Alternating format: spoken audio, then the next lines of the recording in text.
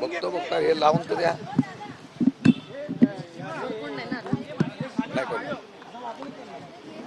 तर आपण पाहू शकतो या ठिकाणी शरद पवार यांची भेट आता घेण्यात आलेली आहे आणि त्यानंतर माध्यमांसोबत शशिकांत शिंदे हे संवाद साधतील.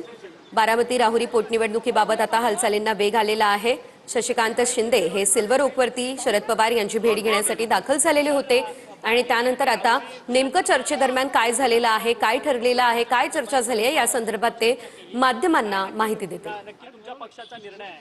बारामती विधानसभा पोटनिवडणुकीच्या संदर्भामध्ये त्या दिवशी पक्षाच्या वतीने जाहीर करण्यात आलेलं आहे की अजितदादांना श्रद्धांजली म्हणून आम्ही ती निवडणूक लढवणार नाही. राहुरीच्या बाबतीमध्ये आज आम्ही चर्चा केलेली आहे. त्या दिवशी सुद्धा आम्ही चर्चा करून बैठक घेतलेली आहे. राहुरी विधानसभेच्या बाबतीमध्ये महाविकास आघाडी म्हणून मी शिवसेना आणि उद्धव बाळासाहेब ठाकरे यांच्या नेत्यांशी आणि त्याचबरोबर काँग्रेसच्या नेत्यांशी चर्चा करून आम्ही ती निवडणुकीच्या संदर्भामध्ये की आपल्या राष्ट्रवादी शरद पवार पक्षाची जी जागा असल्यामुळे ती लढवण्याच्या संदर्भातून किंवा काय करायचं यामध्ये आज चर्चा करून घेणार आहोत.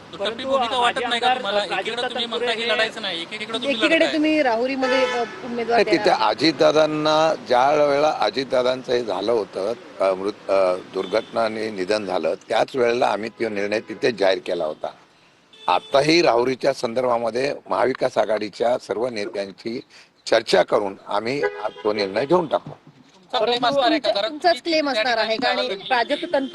क्लेम आम्ही ठेवलेला आहे. आम्ही लढवण्याच्या संदर्भात आमची भूमिका ठेवलेली आहे. बाळासाहेब थोरातांची चर्चा करू, काँग्रेसची चर्चा करण्याच्या बाबतीमधला हर्षवर्धन सकपाळांशी चर्चा करून या बाबतीमध्ये आज आम्ही निर्णय घेऊ. सर, प्राजक्त तनपुरे हे निवडणूक लढवण्यासाठी इच्छुक आहेत, तयारी त्यांनी केलेली आहे, कार्यकर्त्यांच्या मनात असल्याचं त्यांचं म्हणणं आहे.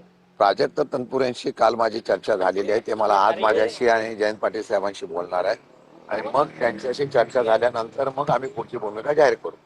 परंतु सातत्यानं राहुरी पोटनिवडणूक जी आहे ती देखील बिनविरोध करा, त्यासोबतच बारामती पोटनिवडणूक बिनविरोध करा, मुख्यमंत्री साथ घालतात. मुख्यमंत्र्यांनी साथ घातलेली आहे. मी आता जयंत पाटील साहेब आम्ही सगळेजण आता सुप्रियाताई वगैरे आम्ही बसू आणि ते बसून त्याच्या संदर्भामधला निर्णय घेण्याच्या संदर्भात आता बैठक होईल आणि तिथे निर्णय घेऊ. सर, अशोक खरात प्रकरणामध्ये सीडीआर अंजली दमानी कसे येतात या सगळ्या संदर्भातले प्रश्नचिन्ह उपस्थित होतात. स्पेसिफिक नेत्यांना टार्गेट केलं जाते का या सगळ्या प्रकरणात? मी त्या दिवशी म्हणालो होतो की अशोक खरातांचं हे प्रकरण नक्की या असलेल्या बोंधू बाबांचं किंवा त्यांच्या असलेल्या या सर्व सीडीआर किंवा बाकीच्या व्हिडिओ क्लिप वगैरे आलेले आहेत हे ज्या वेळेला बाहेर आलं त्याच्या संदर्भामध्ये नक्की ते प्रकरण कोणाकडे लक्ष करून केलेलं आहे का त्यांनी केलेल्या या कुकर्माच्या बाबतीमधला कारवाई करण्याचा आहे अशी शंका व्यक्त केली गेली होती.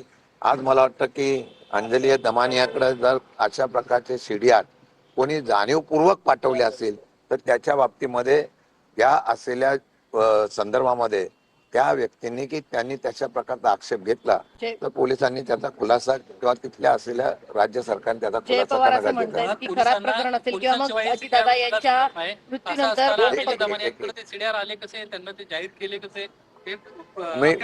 माझं तोच म्हणणं आहे की हाच शंकेचं कारण होत आहे की अशा प्रकारचे सीडीआर बाहेर जातात कसे का कोणी देतंय जाणीवपूर्वक किंवा कोणाला अशा प्रकारचं टार्गेट किंवा लक्ष केलं जात आहे का अशा शंकेचं कारण येत आहे. त्याच्या संदर्भामध्ये आता खुलासा त्यांच्या असलेल्या डिपार्टमेंटने आणि राज्य सरकारने करणं गरजेचं आहे. जय पवार असं म्हणतात की अजित पवार यांच्या निधनानंतर कुठेतरी राष्ट्रवादीला टार्गेट केलं जाते. मग ते खरात प्रकरण असो किंवा मग विविध प्रकरणावरून असो राष्ट्रवादी नेहमी टार्गेट होते. मला माहित नाही याच्या बाबतीमध्ये जय पवार काय म्हणाले याच्याबद्दल मला कल्पना नाही. परंतु मला वाटतं की कोणत्याही प्रकरणामध्ये एखाद्या व्यक्तीला किंवा एखाद्या पक्षाला टार्गेट करत नसतील पण तसं करत असेल तर राजकारणाच्या बाबतीमधला ही भूमिका घेतली गेली का याचा निश्चितपणाने विचार